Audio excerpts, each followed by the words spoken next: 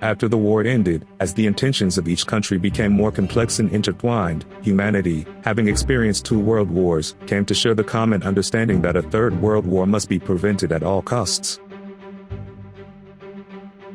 The world thus created a new peacekeeping organization to replace the League of Nations, which had failed to prevent a 2nd World War. It is the United Nations. The establishment of the United Nations was led by the victorious nations of World War II, the United States, Britain, and the Soviet Union. However, it was difficult to reach an agreement because each country had different intentions. First, the British idea was to divide the world into 3 regions and maintain peace.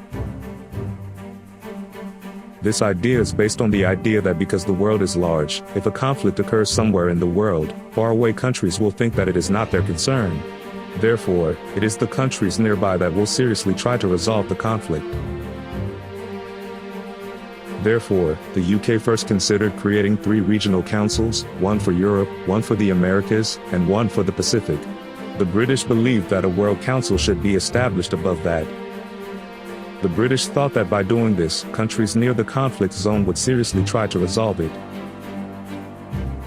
Next, the Soviet Union believed that it was important to prevent conflict between large countries. This idea is based on the view that small countries have little role to play and that it is important for large countries to cooperate. Therefore, the Soviet Union believes that larger countries should take the lead in peacekeeping institutions.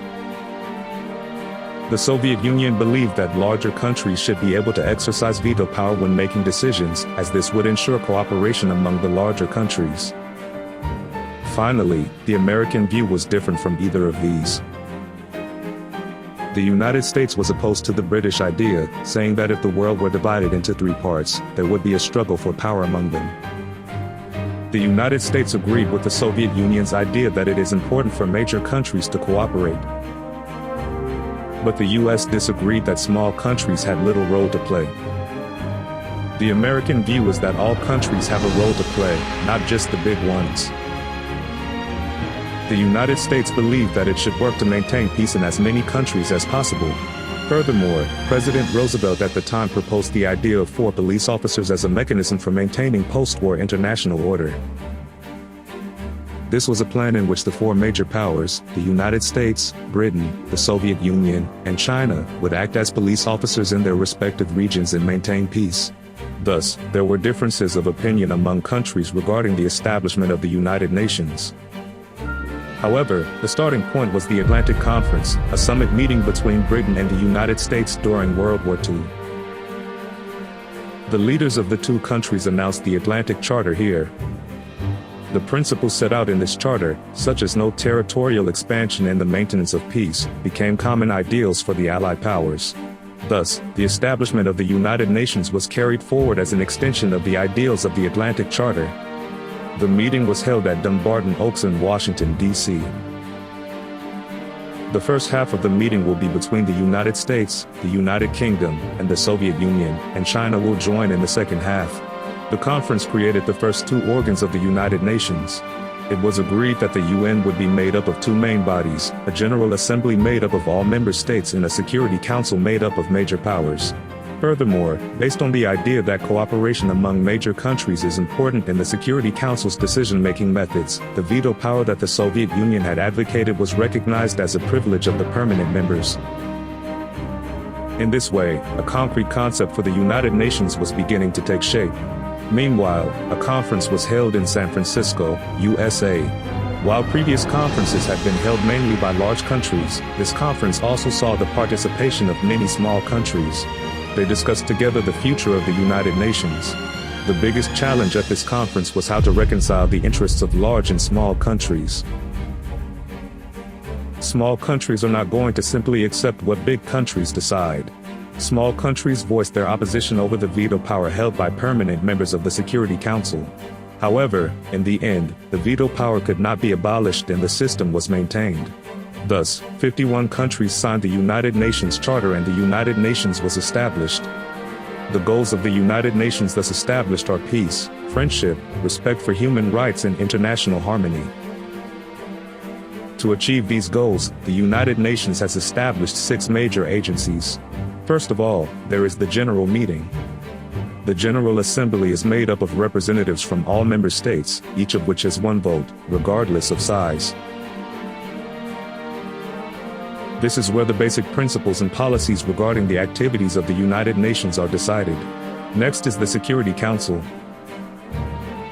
When the Security Council was first established, the 5 permanent members were the United States, the United Kingdom, the Soviet Union, China, and France. The 6 non-permanent members were elected by the General Assembly for 2-year terms. The Security Council has primary responsibility for international peace and security. It also allows for military action as a necessary measure to maintain or restore peace.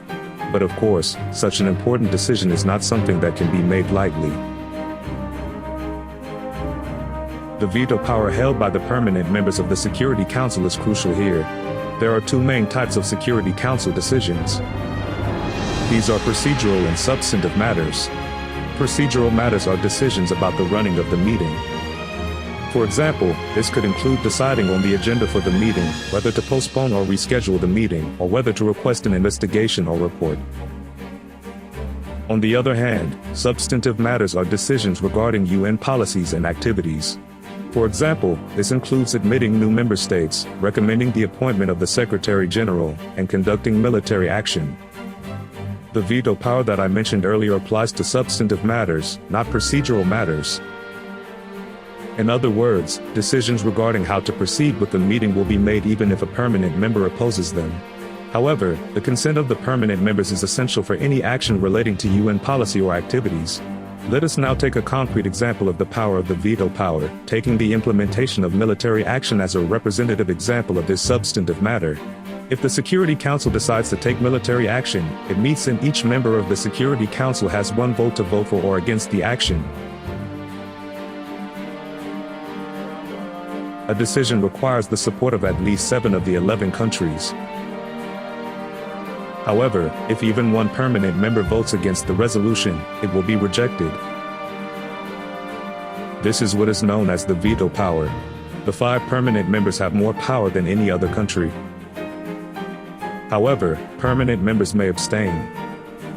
This abstention does not constitute a veto, so if the necessary number of votes is obtained, the resolution can pass even if a permanent member abstains. Also, what happens if a party to the conflict is a member of the Council? The country is required to abstain from voting on the relevant issue. It is under these conditions that substantive decisions are made in the Security Council.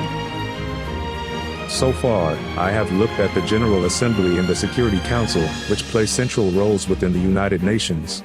I will also briefly mention other key institutions. The Economic and Social Council deals with areas such as economics, society, culture, and education, and promotes cooperation among member states and collaboration with specialized agencies. The Trusteeship Council is an organization whose purpose is to administer former colonies and transfer territories under the United Nations trusteeship system and ultimately lead them to independence. The International Court of Justice, located in The Hague, Netherlands, is an institution that adjudicates disputes between nations based on international law. The Secretariat is the body that runs and manages the day-to-day operations of the United Nations, with the Secretary General at its center. In this way, the 6 major organizations work together to create the United Nations, which define the post-war international order.